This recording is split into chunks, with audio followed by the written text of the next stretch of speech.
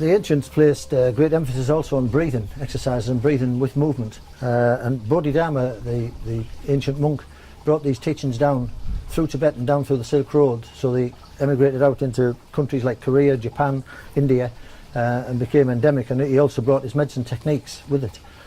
When he was trying to teach the monks to meditate, he found that they were inattentive and not strong enough to sit in the postures he wanted.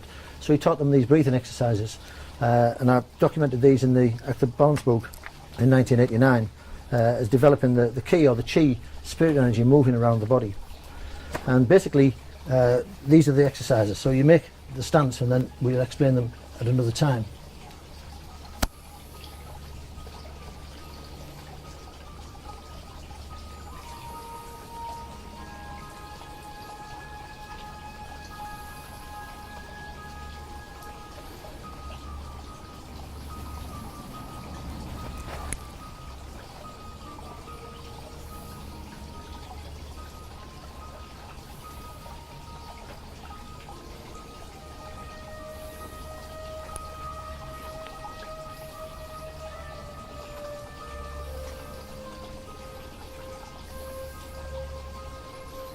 These were practiced by the ancient silk weavers, and the Chinese noticed their longevity and started to mimic these movements of silk weaving into the movements of behavioural and breathing patterns to aid well-being and longevity and keeps the joints supple and moving into older age. So this is the basic weaving exercise. Then they would push opposingly with dynamic forces against various organs to improve the visceral movements, or tergor as it's known. And so this could help to free off the liver from the diaphragm, and this the spleen from the stomach and the kidneys. And so these were dynamic pushes with the whole body, and controlled also with the breathing. So I'm just demonstrating them here. Also ancient exercises such as drawing a bow and releasing the bow and drawing the bow on the other side, and mobilising the spine on the thorax in movements.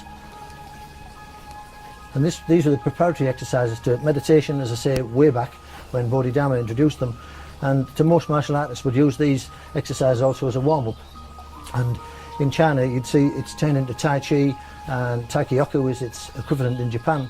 And it keeps people well-being and moving and fluidity in the joints. But it's the breathing aspect that we'll cover later in depth. We'll show the anatomy of breathing and its importance to good ergonomics. And also ancient man would have reached for things, and animals actually stretch in the morning, and this is called pandiculation. Pandiculation is quite a different thing from a stretch. The closest we get to it is actually yawning.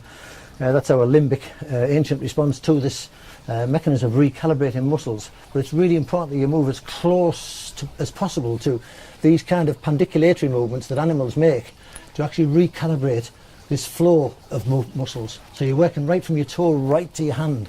You're never pushing from a body or from an elbow or from a fixed point.